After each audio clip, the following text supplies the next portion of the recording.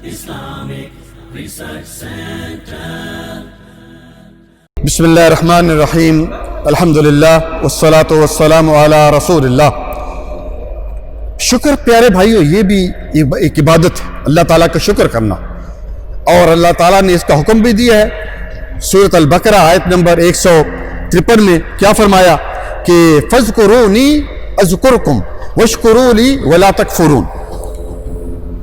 152 آیت نمبر ہے کہ تم میرا ذکر کرو، میں تمہارا ذکر کروں گا، اور تم میرا شکر ادا کرو۔ اسی طرح اللہ تعالیٰ نے سورۃ ابراہیم آیت نمبر 7 میں کیا فرمایا، لَإِن شَكَرْتُمْ لَأَزِيدَنَّكُمْ، شکر کرو گے تو اور زیادہ دوں گا۔ پھر بھائیو، کھانے کے بعد ہم جب شکر کرتے ہیں تو اس کے بارے میں سنیے فضیلت۔ سعد بن انس رضی اللہ تعالیٰ عنہ اس حدیث کے راوی ہیں، رسول اللہ صلی اللہ علیہ وآلہ وسلم نے فرمایا کہ من اکل طعاما، کہ جس نے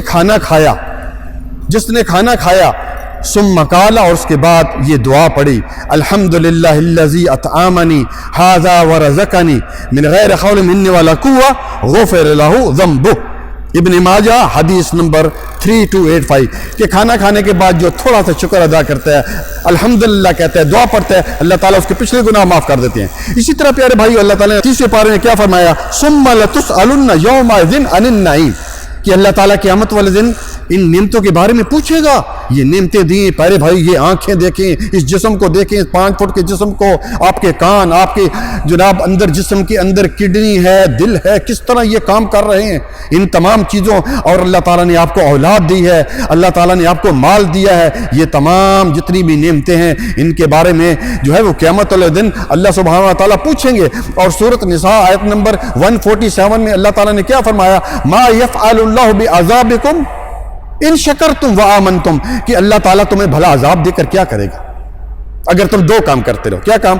پہلا کام یہ ہے کہ اللہ تعالیٰ کا شکر ادا کرتے رہو، اور دوسرا وآمنتم، اور توحید کے ساتھ رہو، اس کے اوپر پورا ایمان ہو۔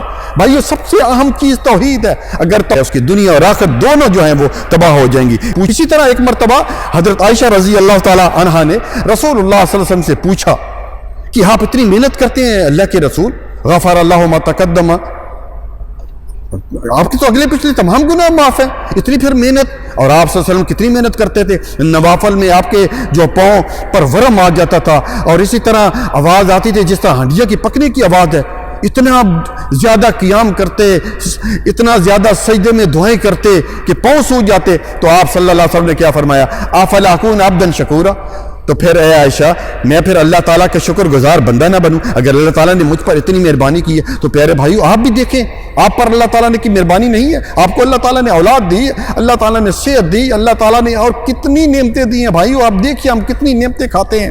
رسول اللہ صلی اللہ علیہ وسلم تو اپنے یعنی ایک جنگ کے دوران، ایک غزوہ کے دوران اپنی پیٹ یعنی دکھایا کہ اوپر 2 پتھر باندھے ہوئے ہیں، اور ہم اتنی نعمتیں کھانے کے باوجود ہم شکر ادا نہ کریں۔ دیکھو پیارے بھائی، یہ اتنا پانی ہے، یہ اتنا اللہ تعالیٰ نے، یہ دیکھیں، یہ آسمان بنایا بغیر کسی ستون کے، آپ دیکھیے آپ، اسی طرح زمین ہے، یہ جو اس طرح پہلے ہلتی تھی، اللہ تعالیٰ نے اس پہ کیا کہ پہاڑ جو ہے وہ لگا دیے تاکہ انسان جو آرام سے رہے۔